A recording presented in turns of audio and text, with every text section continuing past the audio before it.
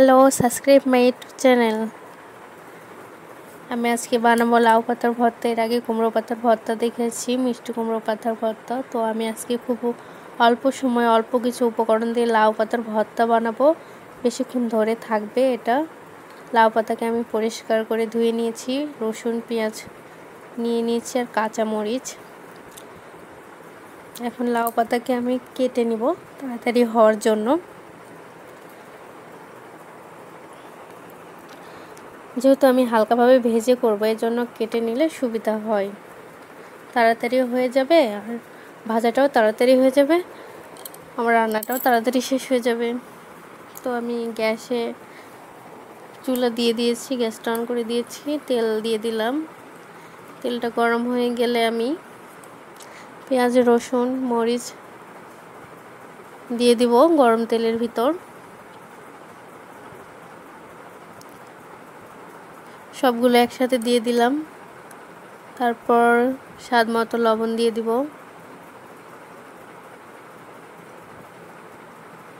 হলুদের গুঁড়া দিয়ে দিব পরিমাণ মতো। এগুলো ভালোভাবে মিক্সড করব।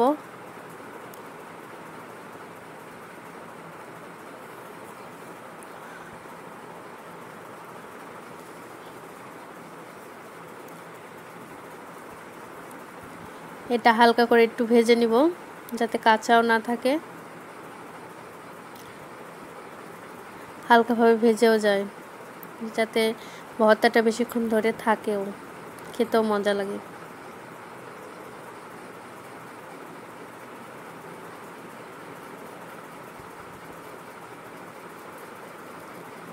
এই ভর্তাটা গরম ভাতের সাথে দুর্দান্ত লাগে।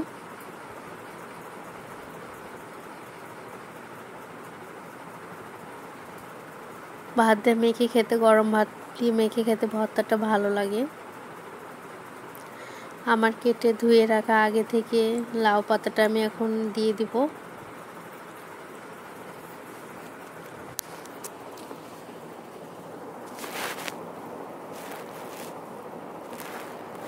সামান্য পরিমাণ জল অ্যাড করে দিব, দিয়ে ঢাকা দিয়ে দিব। যেহেতু শাক ঢাকা দেওয়া হয়েছে, সেহেতু লাউ পাতা থেকে লবণও দেওয়া আছে, জল বের হবে। ওটা ভালোভাবে যাতে আমার সিদ্ধ হয়ে যায়, ভাজা হয়ে যায়, এই জন্য ঢাকা দিয়ে একটু পরপর নাড়াচাড়া করে নিব। তো জলটা আমার শুকিয়ে গিয়েছে। তো আমি এখন এগুলো হালকাভাবে পাতাগুলো ভেজে নিব। সিদ্ধও হয়ে গেছে দেখুন, কিন্তু হালকা একটু করে ভেজে নিব যাতে ভর্তাটা বেশিক্ষণ ধরে থাকে। অনেকে সিদ্ধ করে পাতাটা ভর্তা বানায়, আবার অনেকে কাঁচা মরিচ পেঁয়াজ দিয়ে ভর্তা বানায়। তো হালকাভাবে সব উপকরণগুলো একটু ভেজে নিলে ভর্তাটাও খেতে ভালো লাগে, ভর্তাটা থাকেও গরমের দিনে, আবার আপনার খেতেও ভালো লাগে।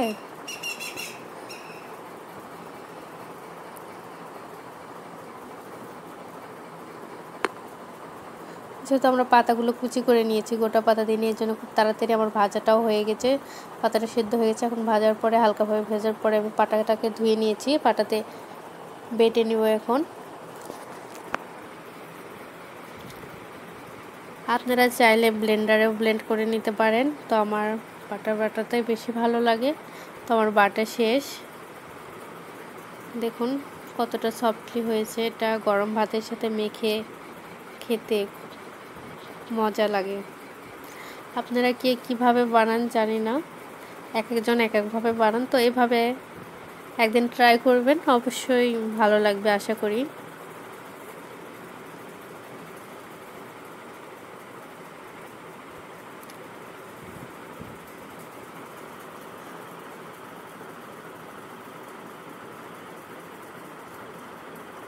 ধন্যবাদ সবাইকে।